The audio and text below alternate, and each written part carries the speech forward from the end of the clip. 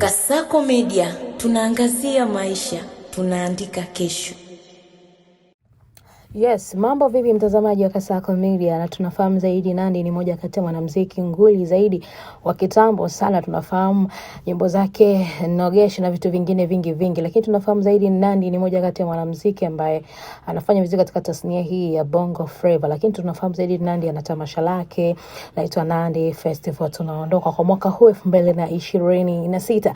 Lakini tunaona matamasha mengi yamefanyika mjini Tanzania, lakini pia tunamwona yeye ni mwanamke wa kwanza kuanzisha hiki kitu cha Nandy Festival. Lakini pia kubwa kabisa ni siku hivi karibuni bwana, kwenye mahojiano ya waandishi wa habari alizungumza siri ambayo watu wengi hamkuifahamu. Hiyo siri bwana, hata mimi pia nilikuwa sifahamu kwamba Nandy bwana ni age girl. Oh my god, kazaliwa mwaka 1992.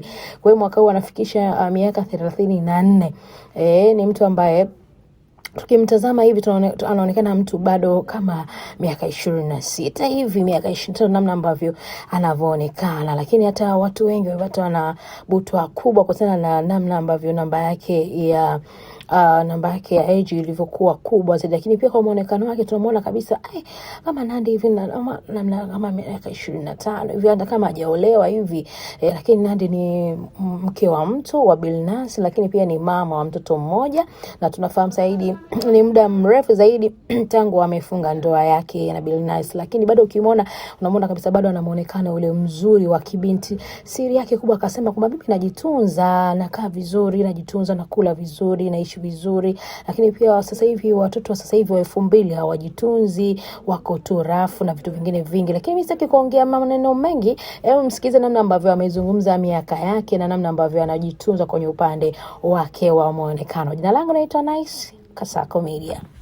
Kila kidogo yani kwanza kwenye swala la age nini kidogo. Mimi mwaka huu naingiza miaka 34. 34? Nandy wanatusania bwana. Mimi Nandy nimeanza kusikia muda mrefu na 25 sio ngapi. No, naingiza miaka 34, nimezaliwa 92.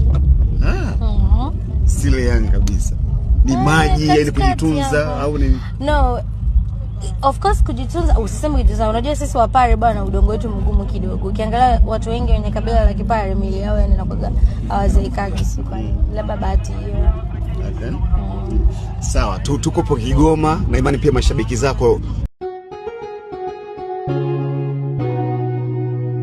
Kasako Media, tunaangazia maisha, tunaandika kesho.